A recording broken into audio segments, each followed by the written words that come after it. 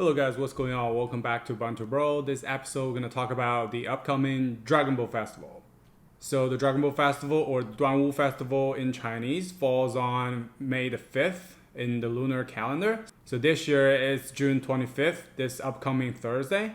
And that day is a national holiday in China and the only holiday in the summer. There are a few traditions for the festival. First of all is the namesake Dragon Boat races. I think the Chinese government picked Dragon Boat Festival as the official English translation is because they think it's easy for foreigners to understand. And the other big tradition is, of course, eating rice dumplings. And eating rice dumpling is definitely my main way of celebrating this festival every year.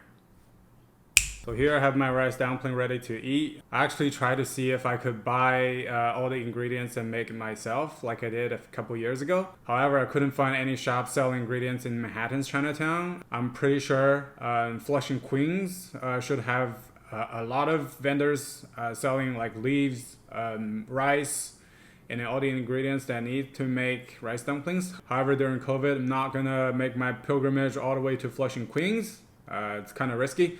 So I bought this ready-to-eat rice dumpling in Manhattan's Chinatown. So all I needed to do was to boil it for like 10 minutes in hot water in a little pot. So now we just need to get rid of the wrapping, the leaves.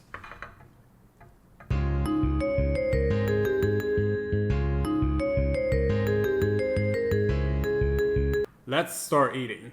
To be honest, I don't know what the Cantonese version has, so let's see. So here you can see the yolk, and then I think this is the dried shrimp as a pretty typical ingredient in the Cantonese cuisine. And then here you can see some pork fat,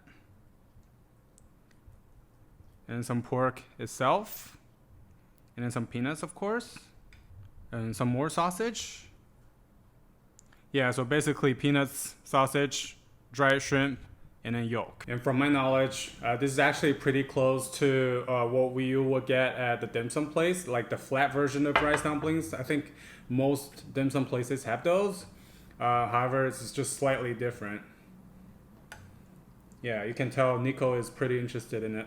China is a pretty big country, so people in different places eat a slightly different version of the same thing. So this is, of course, is the Cantonese version.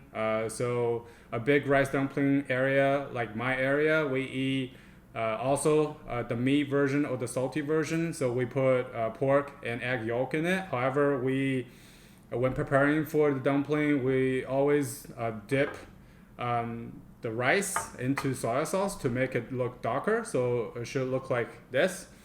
So for the northern provinces, I think they eat the sweet versions more.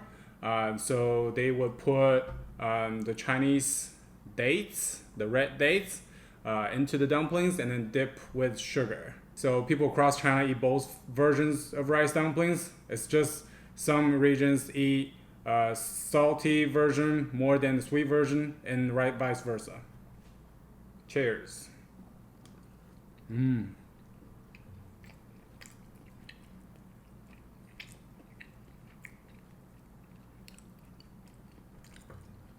This is very good, actually. I'll give you some treats in a little bit, okay? I'm pretty sure you can digest this. It's way too sticky. Yeah, so I just ate a whole rice dumpling minus the 2 dried shrimps. So I gave it to my cat. Those are amazing. I'm no longer homesick right now.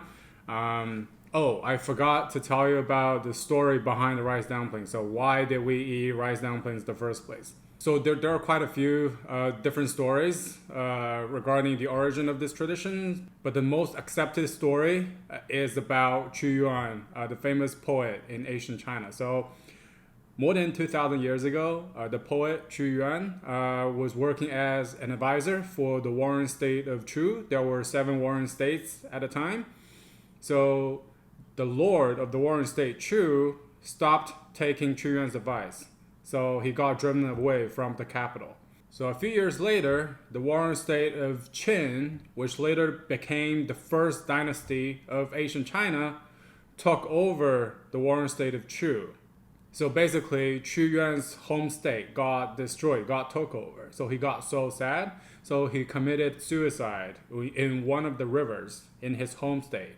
That's somewhere in the southern China. So people in the area didn't want the fish to eat Chu Yuan's body, so they make those rice dumplings and threw the dumplings into the river, hoping the fish will eat the dumplings instead. So that's the origin of this tradition. Lastly, just want to mention, although the Dragon Boat Festival is a national holiday in mainland China, it is also celebrated in what we call it Greater China, so Hong Kong, Macau, Taiwan. And surprisingly, it's also celebrated in other Asian countries like Japan, Korea, and Vietnam with a different version. You can look it up on Wikipedia. So I wish you guys a happy Dragon Boat Festival. I'll see you in the next episode. If you like this video, give me a like and subscribe.